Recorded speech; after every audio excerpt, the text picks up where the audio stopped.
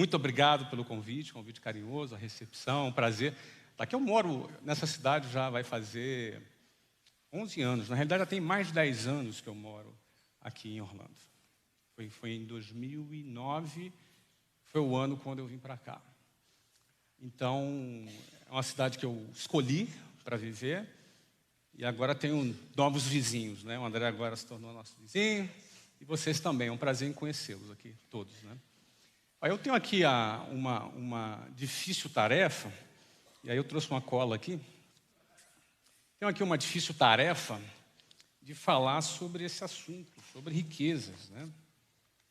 Sobre dinheiro, sobre riqueza. Isso é uma tarefa difícil e geralmente é uma roubada falar desse assunto, né? Você pode estar em qualquer cenário, em qualquer meio, falar sobre dinheiro, sobre riqueza é um negócio que vai sempre dividir. Você pode levar aplauso de um lado, ovada do outro, tomate do outro.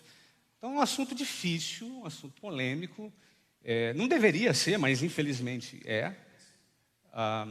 E eu aceitei o desafio de falar duplamente um assunto difícil, um assunto desafiante, pela primeira vez na igreja. É um prazer mesmo estar aqui, falar para vocês aqui sobre esse assunto. Né?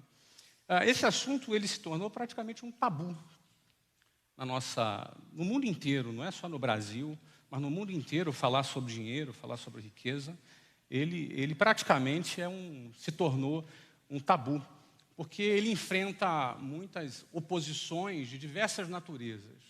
É um assunto controverso por diversas fontes.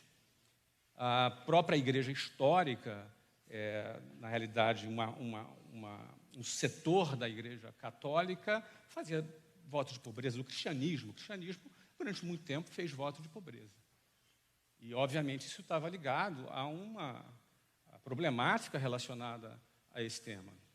Né? Esse tema também ele é controverso do ponto de vista político, ideológico. Você tem algumas pessoas que fomentam ideologias que esse assunto, quando falado, torce-se o nariz. Outros não, outros gostam de falar sobre o assunto. Você vê eventos sobre finanças pessoais ou sobre empreendedorismo cada dia mais lotados no Brasil, no mundo inteiro. Isso tem uma explicação também, né? A crise do emprego. Hoje em dia, as taxas de desemprego, em geral, até com exceção dos Estados Unidos, vivem uma contramão nessa questão do emprego. Com as taxas mais altas, o empreendedorismo é sempre visto como uma alternativa. E como o sistema de ensino convencional, formal, ele não prepara o jovem para empreender, ele prepara o jovem para ter um emprego, desde o ensino fundamental, na universidade, é uma linha de montagem para preparar a mão de obra para a indústria. Quando o emprego se torna mais escasso, as pessoas têm que buscar alguma alternativa. E o empreendedorismo é uma alternativa que muitos têm buscado. Então, você percebe que, se por um lado muita gente torce o nariz, por outro lado, muita gente está em busca sobre esses assuntos. Porque a gente vive nesse ambiente controverso, polarizado, onde o mesmo assunto é adorado por uns e odiados por outros. Tem também um ranço moral. A gente liga a televisão e, quando você liga a televisão, você vai ver lá o cara que desviou não sei quantos bilhões de dólares, não sei lá onde, não sei quantos bilhões de reais da estatal, o político que roubou. Ou seja, muitas das vezes você vai ver o tema dinheiro e riqueza sendo sempre associado a um escândalo político, ou um escândalo na sociedade, um golpe, um estelionatário que deu uma volta, pirâmide financeira.